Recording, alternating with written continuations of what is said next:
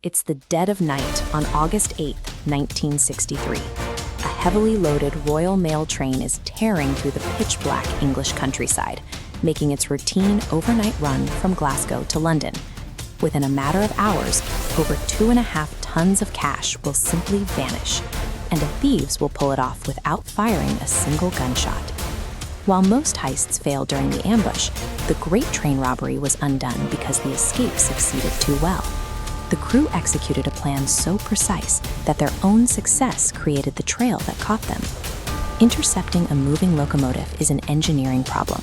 To hijack government infrastructure on this scale, the gang relied on immaculate logistical intelligence rather than simple brute force.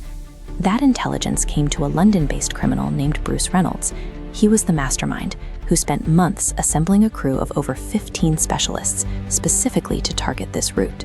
Reynolds had a silent partner, a senior security officer inside the Royal Mail who provided the exact operational parameters.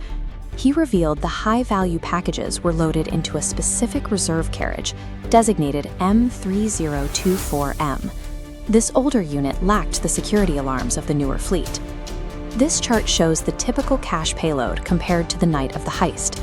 A normal run carried 300,000 pounds, but because of the bank holiday, the total spiked to nearly 3 million pounds as banks returned excess cash. The combination of an unalarmed carriage and a record-breaking cash load created a mathematically perfect, once-in-a-lifetime target. At roughly 3 a.m., the gang initiated their ambush at Sears Crossing. They manually hacked the signaling system by covering the green all-clear light with a work glove and using a portable battery to force the red light to shine. Seeing the red signal, the driver halted the train exactly at the ambush point. The gang immediately moved to sever the trackside communication lines, isolating the crew from the outside world. Next, they detached the locomotive and high-value carriage.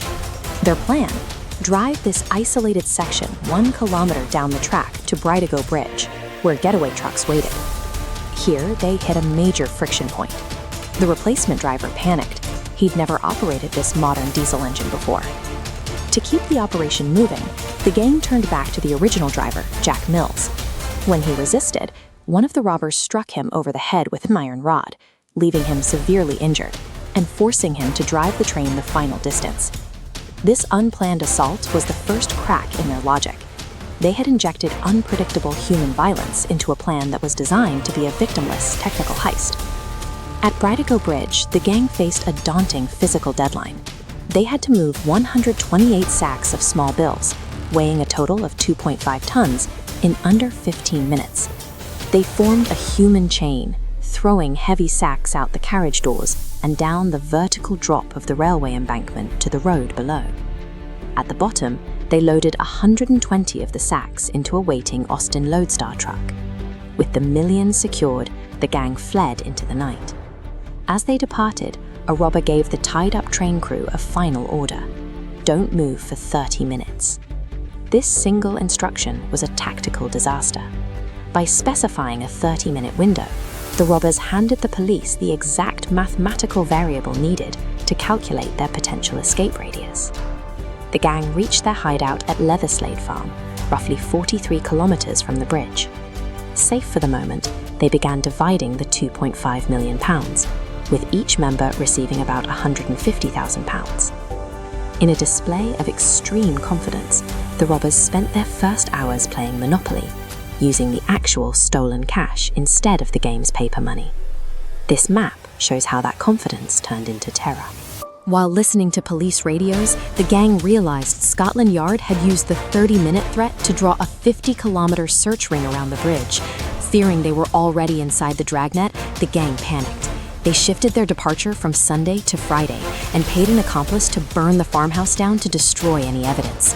The psychological pressure of the search ring collapsed their cold logic.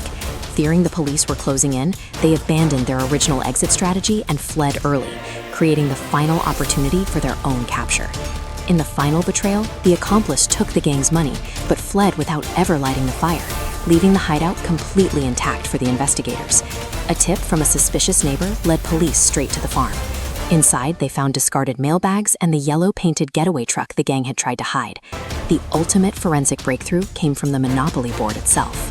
The gang had handled the game pieces with their bare hands, leaving behind a complete set of fingerprints.